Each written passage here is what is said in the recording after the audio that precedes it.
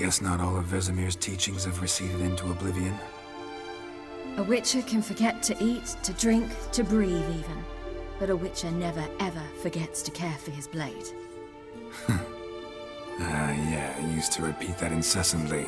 Never tired of doing it either. What creature was it? Huh? Creature? One that gave you the scar over your left eye. It's new. I don't remember it. Souvenir from the Cockatrice of Spala.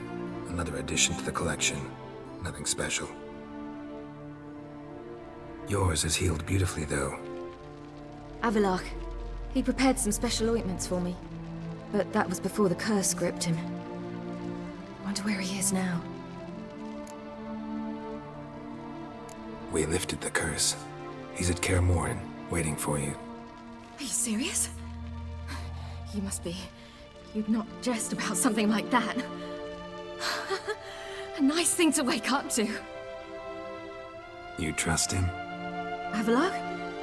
He's not let me down to date. Not once. How'd you ever start traveling with Avallac'h? As soon as I'd left you and Yen on the Isle of Avalon, I found myself pursued. Eredin and his Red Riders were on my heels. I fled through many worlds, many times. They came very close to catching me once. It was then that Avallac'h appeared, out of nowhere. He found a portal, and took us to a world where Eredin couldn't find us for, perhaps half a year. So why'd you return? I thought the hunt had lost my scent for good. I thought I was safe. Besides, I wanted to find you. You and Yennefer. You were looking for us, we were looking for you. Times I thought you were just a step away. Other times, felt like I was going around in circles. I'm not surprised.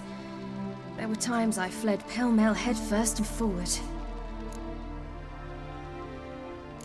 So tell me how it happened, step by step. Eredin located us mere moments after we landed on Ard Skellig. Soon after, he and his riders surrounded us. I thought it was over, the end. Turned out Eredin had other plans. He produced the phylactery, uncorked it. A fog enveloped us, and Avallac'h began gasping for air. That's how Eredin cursed Avallac'h, triggered his transformation into Uma? Yes. He didn't wish to kill him. Humiliation, that's what he was after. But Avallac'h refused to succumb without a fight.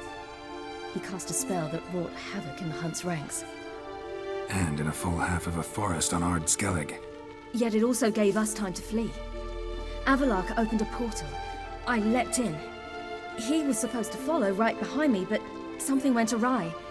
Impaired by the curse, he failed to reach the portal in time. We had agreed that if anything went wrong and we were separated, we would meet at his hideout in Velen. But you failed to meet there. Yes, we failed to. Once through the portal, instead of at Avallac'h's hideout, I landed right in the middle of Crookback Bog. I barely escaped the crones. And then there was the Baron. You know, he took me hunting. I killed a wild boar with my sword. I heard. A coincidence, really. I had no desire to hunt that day, but it felt wrong to refuse. I'd taken nothing remotely resembling a hunting weapon. I simply hadn't intended to hunt.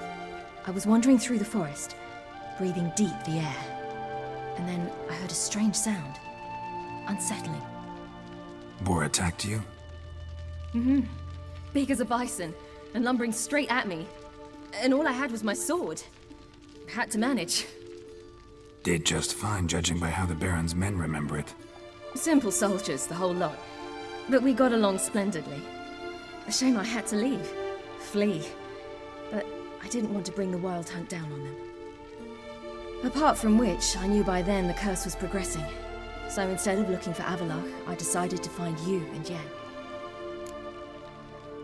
So how'd you even meet a man like Whoreson Jr.? You and Yennefer were nowhere to be found, and I needed someone who could fix the phylactery. No ordinary craftsman would do. I needed a mage. one with extraordinary powers. Dandelion took it upon himself to help me. It was as if his honor depended on it. He arranged a meeting with a mage, but it proved a trap set by the temple guard. Failed to mention that. Probably didn't want to worry you. Later, we learned the guard did that sort of thing regularly, in the hope of nabbing anyone who collaborated with mages. We needed to find another way. That was clear.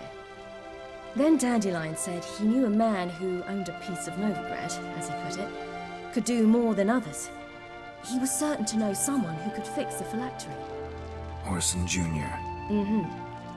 I suspected it might not be the best idea, but I was desperate. I had no choice. You suspected right. Orson was not the ideal partner in crime. Damned simpleton got it in his head that we cheated him and kidnapped Dudu. Who you promptly freed only to have to flee to Temple Isle. Great idea. We hadn't planned it. Had no time to consider. We just bolted. I didn't even realize the guardsmen were driving me into a trap. Suddenly there I was, and I knew I had to disappear. At once. And that's when you landed back in Skellige. The shore of Hindisfjord. The first pleasant place that came to mind. Hjalmar and I used to swim there. Wait, so you actually wound up there by accident? I thought you and Avallac'h had arranged something. No, he simply sensed me use my power. Just as Eredin can sense where I am, where I travel. In fact, Eredin arrived soon after I did. His riders in tow. Once again, things happened quickly. Lofoten, the hunt's attack, my flight. And then... dreams. Just dreams. What did you dream? I've had nothing but nightmares lately. Pretty horrible. Likewise, for the most part. In one, a monster grown from a stillborn child chased you. Ugh, that was horrible. Had a few nice dreams.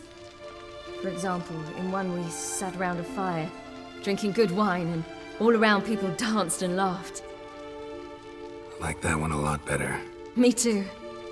But these dreams, and the others, ended in some tower.